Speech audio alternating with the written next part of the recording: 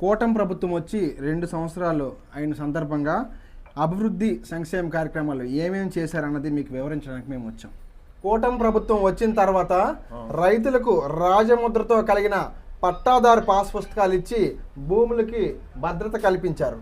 అన్నదాత సుఖీభవ కింద ప్రతి రైతుకు ఏటా 20,000 రూపాయలు వారి ఖాతాలో జమ చేయడం జరుగుతుంది. ఇచ్చాపురం మున్సిపాలిటీ బెల్లిపడ గ్రామం వద్ద ఉన్న వరదగట్టు గండికి గురయ్యి ప్రతి ఏటా ముంపుకు గురయ్యి రైతులందరూ బాధపడుతుంటే అది చూసి మన గౌరవ ఎమ్మెల్యే గారు ప్రభుత్వం దృష్టిలో పెట్టి ఆపరేషన్ అండ్ మెయింటెనెన్స్ గ్రాంట్ కింద 70 లక్షల రూపాయలు నిధులు మంజూరు చేయించి దానికి ఆ వరదగట్టు శాశ్వతంగా నిర్మించి ప్రజలకి ఇబ్బందులు కలగకుండా చర్యలు తీసుకుంటున్నారు. అలాగే మన కంచిలి మండలం సుంకిల్ సాగరం గంగా సాగరంకి సంబంధించిన పనులు అభివృద్ధి ఆధునీకరణకు సంబంధించి ముఖ్యమంత్రి గారి దృష్టిలో మన గౌరవ ఎమ్మెల్యే గారు పెట్టి దీనికి సంబంధించిన నిధులు తక్షణమే విడుదల చేయాలని, దీనివల్ల సాగునీటికి తాగునీటికి ప్రజలకు ఎంతో ఉపయోగపడుతుందని కోరడం జరిగింది. సాగునీటి ప్రాజెక్టులకు 24,000 కోట్లకు పైగా ఖర్చు చేస్తూ 90% సబ్సిడీపై రైతులకు డ్రిప్ పరికరాలు మరియు వ్యవసాయ యంత్రాలు ఇస్తున్నారు. ఇంకేమైనా సమస్యలు ఉన్నాయా?